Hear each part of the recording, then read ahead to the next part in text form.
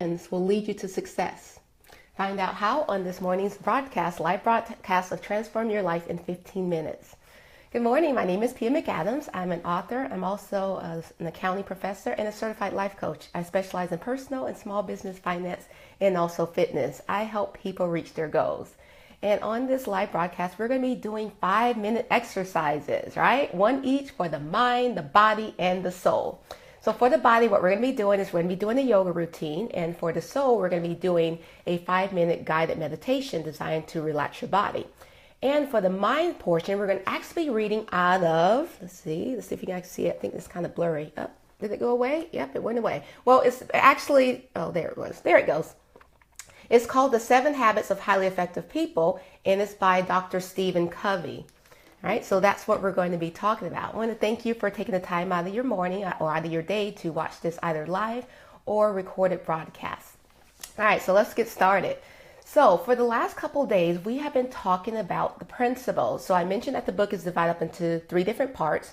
And the first part was talking about paradigms and principles. So for the last 2 days, we've been talking about principles, mainly the character ethics and also the personality ethics. And I mentioned that Dr. Covey did like research. He went back like over 200 years and went through all these kind of publications and any books, anything that was written on how to be successful. And he found that in the first 150 years was based upon character ethics was based upon success, meaning they built their success based upon those character ethics. And then for the last 50 years, we kind of transitioned right after World War I. We kind of transitioned into the personality ethics. Now, again, we talked about how both ethics or both principles are important, but the character ethics are the foundation, and that's where you want to spend most of your time is developing your character. And that's who you are. We talked about things like integrity and fidelity, humility, temperance, and so on and so forth. All right. And just remember that the character ethics is based upon the why, okay, the who we are.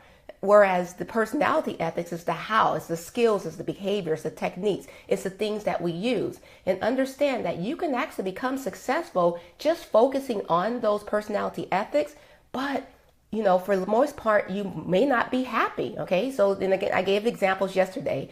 Oh, and by the way, I have to make a correction over yesterday. So I was talking about a particular celebrity, a sports celebrity, and I mentioned Lorenzo Ball. Well, Lorenzo is the father. Corey gave me a 5-minute lecture on the Ball family. He said, Mom, it is Lonzo Ball. Lorenzo is the father. Okay, I got it. Okay, Corey, I made the correction.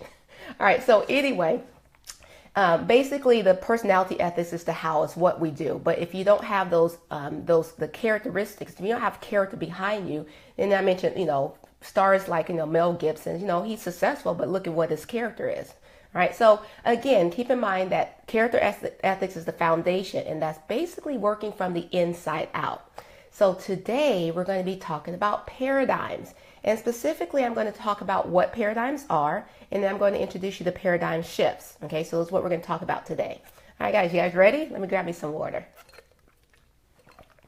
All right. So let's first talk about paradigms. So what are paradigms? Well, paradigms are the way that we perceive things based upon our perception, our understanding, and our interpretation, right?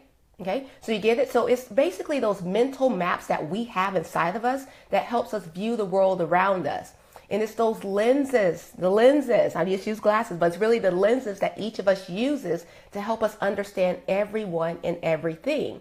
Okay, so basically it's the way that we perceive things based upon, and we all have like a lot of, you know, he actually calls these like maps, right? So we have a lot of these maps inside of us, and we'll dive a little deeper, you know, on the remaining days, but this is more of a definition and talking about the paradigm shifts. But just remember, it's the way that we perceive things based upon our perception, okay, our perspective. All right, so then what is a paradigm shift?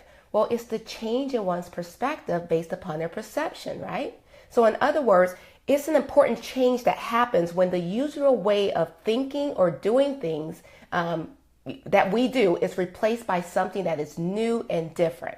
All right, so let me give an example. So in the book, Dr. Stephen Covey talked about how when he was on a train and there was these unruly kids that got on the train, right? They were just going around, just kind of disrupting every single thing. So if you could imagine, when I described that story, you could imagine like a bunch of bad baby kids getting on the train and just kind of being unruly. And so we start drawing, as we would do, he started drawing conclusion. But then when the father actually told him that they just come back from the hospital where they found out their mother had just died an hour ago, it totally changed his perspective, right? So he had a paradigm shift based upon his original paradigm. So does that make sense of what we're talking about here? All right, so let me give you another example. Now, this one's actually happened to a friend. And again, it was on the train, but this time it was actually a grown man. So I want you to kind of think of this as I'm describing this scenario. So imagine that you're on a train with a grown man and his father. I'm talking like a grown man, like it's not like a little child, it's a grown man. You got it? All right. So this grown man is like so overly excited, like he's, overly excited, just basically asking his father what everything is. Like he said, well, father, what's this? Oh, that's a pole. Well, what's this? Well, that's a bench. Well, what's this? That's a map. Well, what's this? That's a poster. Imagine the things that are on the train, and this grown man is asking his father, what things are. Now, this is not like a play or anything. This is actually really happening. Okay, so keep in mind. All right, so then finally, the grown man says, "Dad, the sun is moving away from the train." Well, this was kind of embarrassing, right? Remember, this is not a small child. This is a grown man. So this is very embarrassing. It kind of frustrated this couple that was nearby. So finally, the couple, the man and the woman, the man of the couple went up to the father. And not only did he ask the father, was this grown man, retarded, but then proceeded to ask him, was he like embarrassed to have this, have him out in public? Now, imagine, now maybe you wouldn't be that bold to go and say that statement, but imagine if you were on the train and you see this grown man, and it wasn't an act, like you can tell it was a genuine interaction between the father and the son, and he's asking what basic things are, right? Well, the father just continued to smile and just said, well, I'm sorry to disturb you, but you see, my son was blind, but now he sees, so I just can't help but hide my joy. Now, doesn't that kind of change your perspective on the things? Okay, so now you see why the grown man was being excited about every single thing, and he's just now learning to see after probably years of being blind. In those two instances, right, it's really easy to change your perspective because I gave you the whole scenario. Okay, so in other words, I gave you the situation of where you're in, and then I explained the situation based upon that.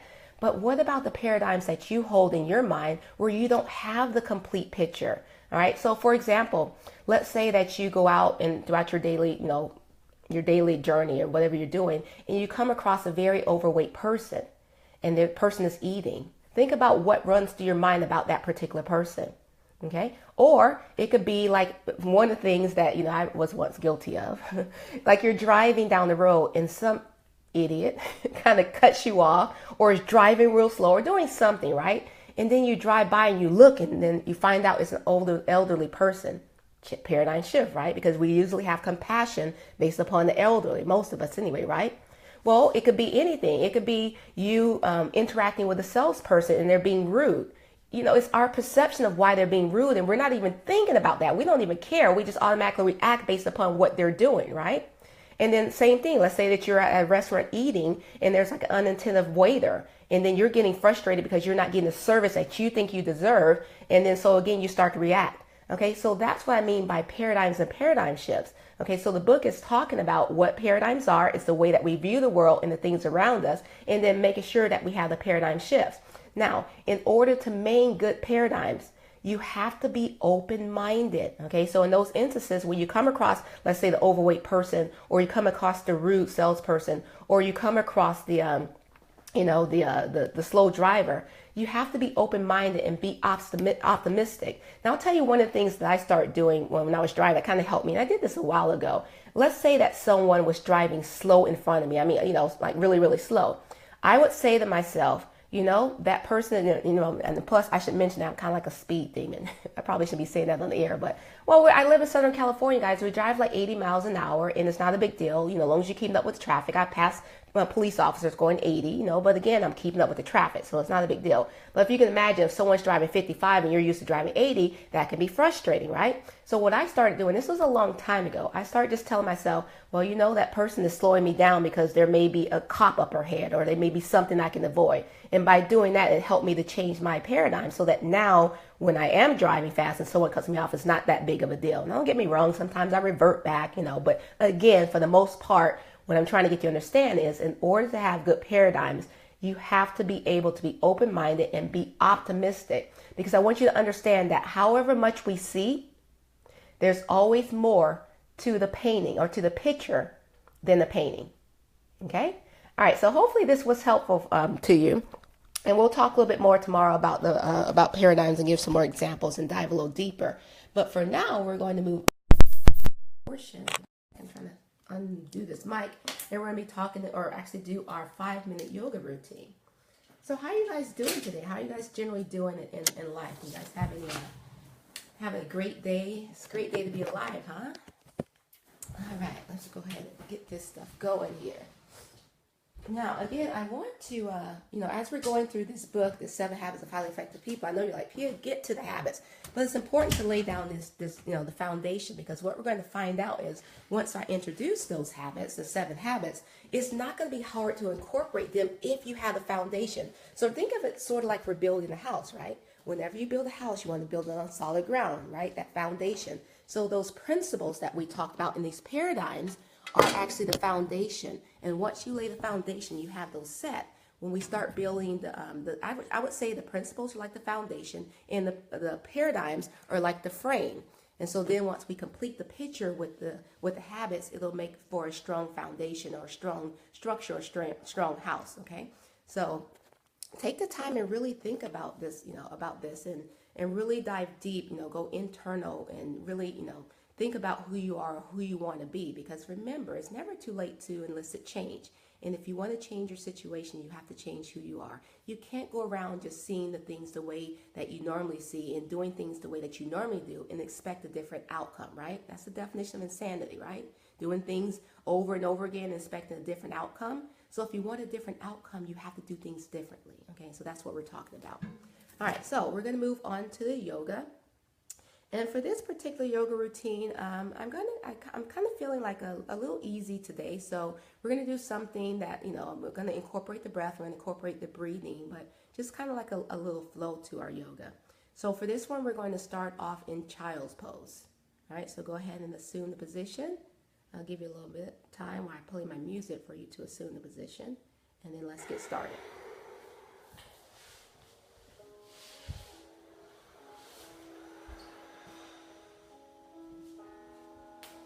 All right, so we're going to do with the extended arm child's pose. And just give me a couple deep breaths in this position, inhaling through your nose and exhaling through your mouth.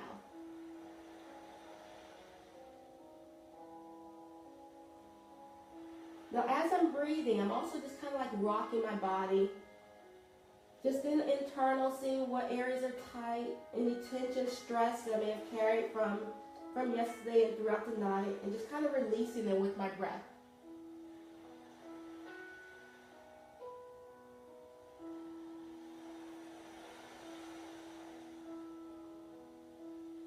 Just pressing my fingertips, palms into the mat. Just rocking my hips just kind of side to side.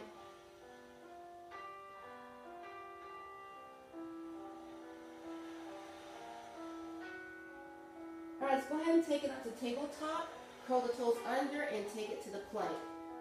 And then push your body all the way to downward facing dog. And just start to bend your knees. Again, make sure your fingers and your toes are spread out nice and wide. Your fingers about shoulder distance apart and your feet about hip distance apart. Of course, unless you want to modify it and do a wide-legged stance on the downward facing dog, which is perfectly okay. Just kind of bend those knees in. Let's come up on those toes. And then rock down through the balls of our feet all the way down to our heels. And let's do it again. Come up on the top of your toes. And roll all the way down to the balls of the feet, all the way down to the heels, and continue to pedal.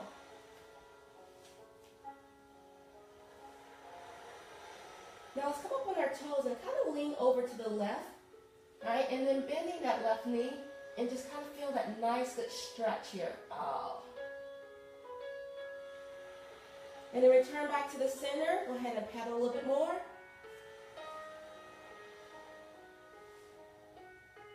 And then let's come up on the toes and let's take it over to the right. And again, bend that right knee. Oh. Remember, yoga is about that mind-body connection. So as we're gently stretching our muscles, we're also going internal to see what we feel like inside. All right, let's come up on the toes as we inhale again. And as we exhale, we're going to roll down to the balls of our feet all the way down to our heels. And we're going to drop our knees all the way down, almost to the mat, but not actually touching it. And then we're going to extend it all the way back. Pressing the chest toward the thighs and the knees. Let's do it again. Let's come up on the toes. And let's go ahead and bend the knees down. And then extend it all the way up.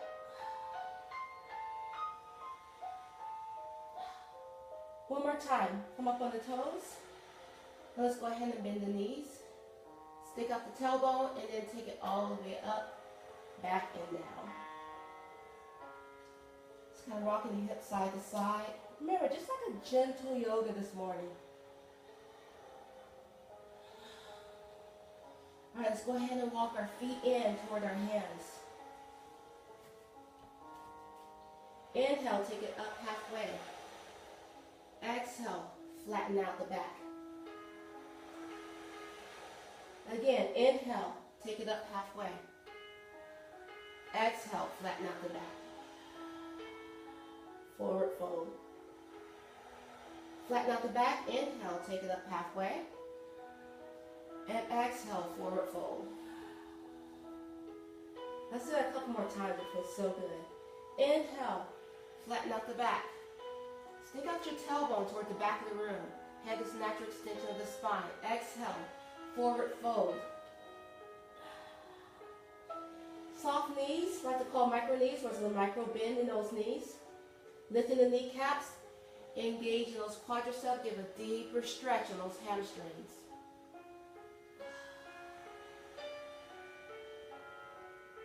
Let's go ahead and interlace our finger, or actually put our fingertips on our fingers on our elbows. Just kind of forward fold. Let the crown of your head naturally bring your body weight forward.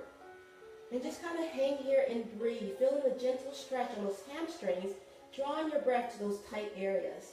If your knees are really bent at this time, as you're warming up, try to straighten out those knees. Again, just keep like a micro bend, if you will. And just kind of rock side to side here. You know, today is all about movement. Just do whatever feels comfortable to you.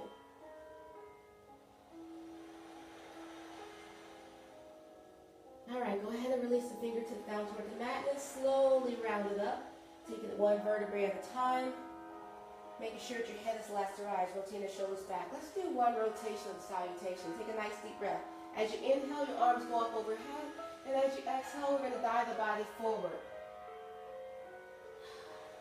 As we inhale, we're going to look up halfway. And as we exhale, we're going to flatten out the palms. We're going to step back right, left to the plank. We're going to knee, chest, chin, or chaturanga dandasana to chaturanga dandasana. And then we're going to go up to upward facing dog. And then curl the toes under and take it to downward facing dog. From downward facing dog, we're going to bring our body weight forward toward the palms. And we're going to go to plank. As we exhale, we're going to take it to downward facing dog. As we inhale, we're going to take it to plank. As we exhale, we're going to take it to downward facing dog. And as we inhale, we're going to take it to plank. Let's go ahead and hold plank here. Nice deep ujjayi breath. Do a little strength here. A little core exercise.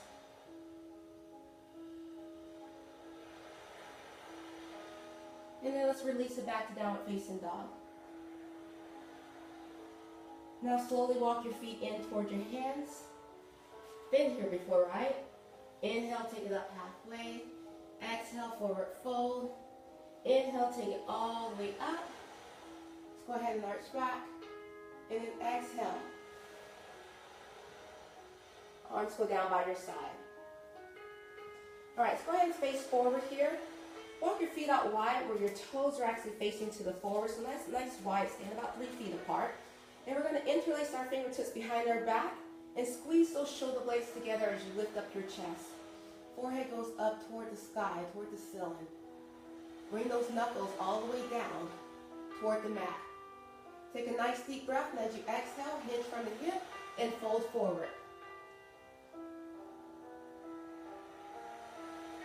Don't fight it. Again, just kind of use your breath. Lift the kneecaps to engage those quadriceps. Again, you're feeling a gentle stretch on those hamstrings.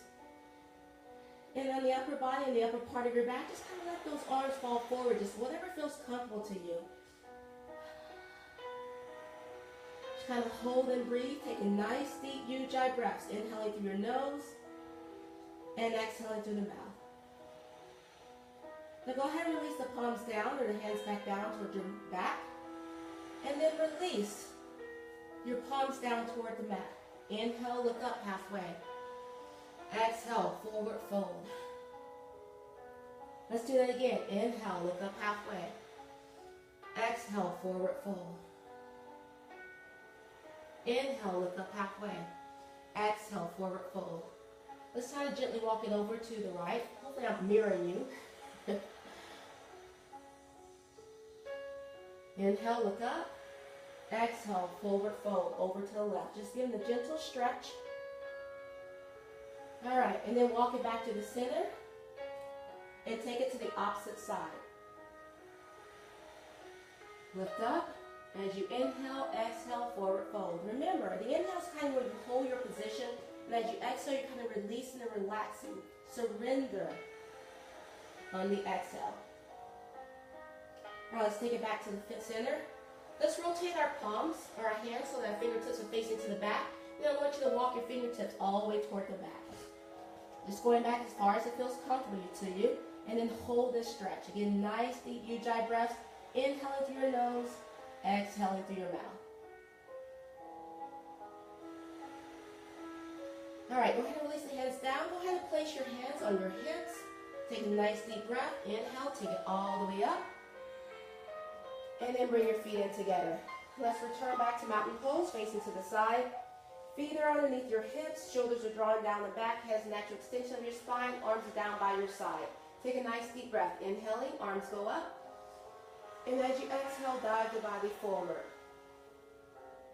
Place the palms flat. Walk your feet out toward the edges of the mat. And as you exhale, slowly start to lower your tailbone down toward the mat, using your elbows to push out on those inner thighs. Bring the palms together at the heart center, and as you exhale, bow your head down.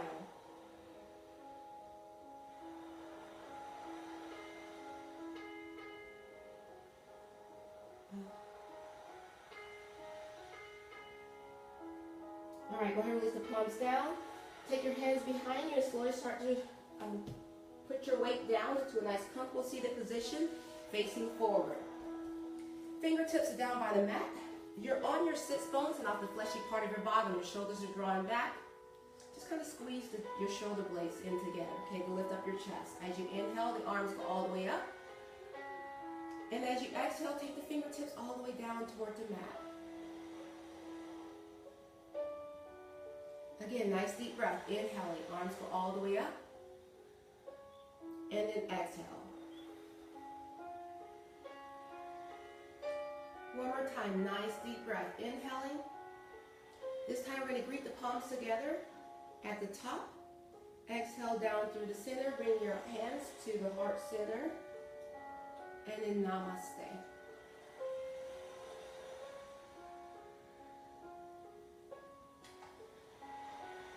All right, so this brings us to the meditation.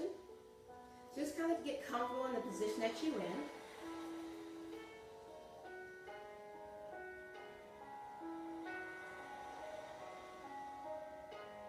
Take a nice deep breath, inhaling through your nose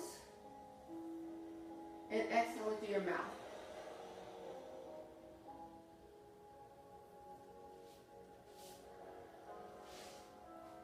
Now I invite you to close your eyes and just kind of drop your chin down toward your chest.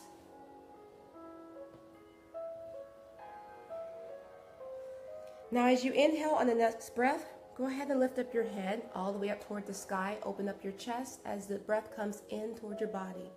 Nice deep ujjayi breath. And as you exhale, release your chin down toward your chest.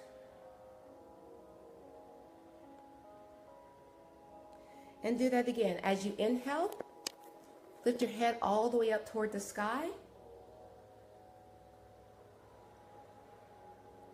And as you exhale, just release your chin all the way down toward your chest.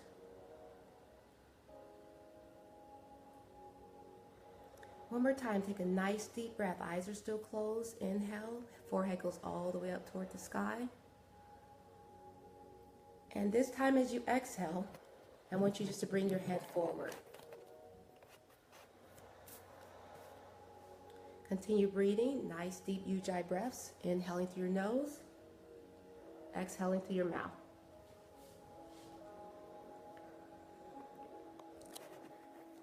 Now make sure that you're nice and comfortable and just kind of relax within your body. I want you to imagine that your feet is grounded to the floor, grounded to the earth. So it's like a root that is leading at the end of your feet, going all the way down to the middle earth, and is secured tightly around something that's stable.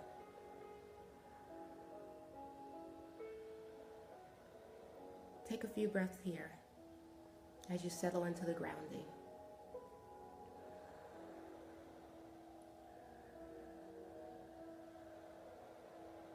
Now I'd like you to focus on your toes. Go ahead and scrunch up your toes, scrunch them up really, really tight, and then release them. Now relax your ankles.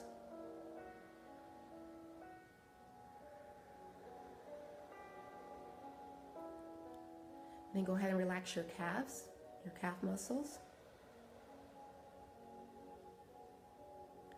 And if there's any thoughts that are going through your mind, just kind of gently push them aside. Just imagine them as clouds just floating by in the sky.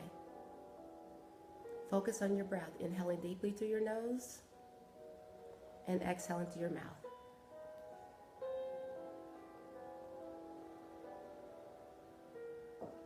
Now go ahead and relax your buttocks.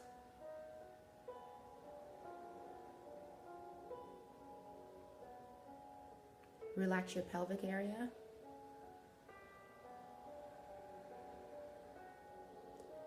I want you to draw or notice any tension that you're feeling in your back. So I want you to breathe in deeply. And as you exhale, just release all the tension and strain or stress that may be located in that back.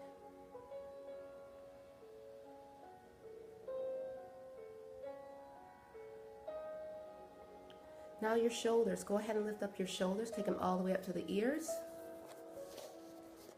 And then exhale, release them down. You're doing great.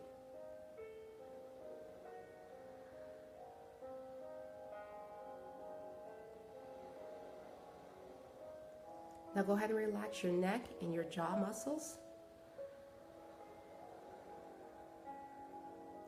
Take a nice deep breath, and as you exhale, just let go of any tension that you may be holding in your neck or in your jaw.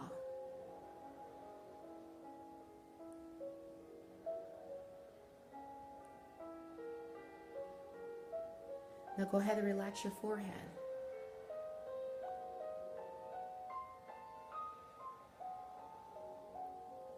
Now I'd like you to hunch your shoulders one more time and then release any left tension that is left in your body. Breathing in through your nose and out through your mouth.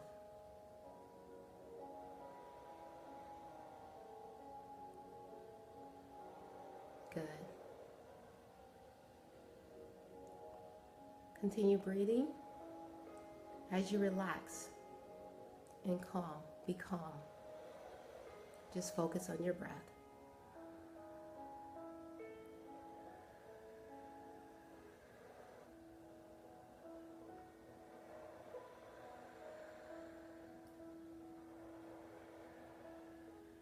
Go ahead and draw your breath in.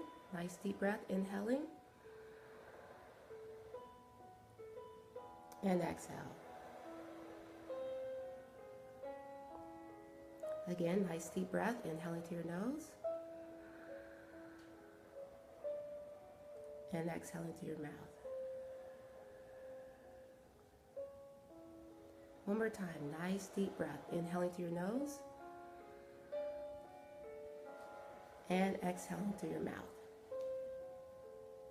Now I'd like you to slowly bring your attention back to this moment as you release, relax, return, refreshed and calm. You've done something good for yourself today. All right, well, thank you for taking the time to meditate with me, and also thank you for taking the time out of your morning to watch this live broadcast of Transform Your Life in 15 minutes. Your word today is triumph. Okay, I want you to triumph as you go throughout the day. Okay, be merry, be glad, be optimistic, and have a great day. I'll see you the same time tomorrow. Bye.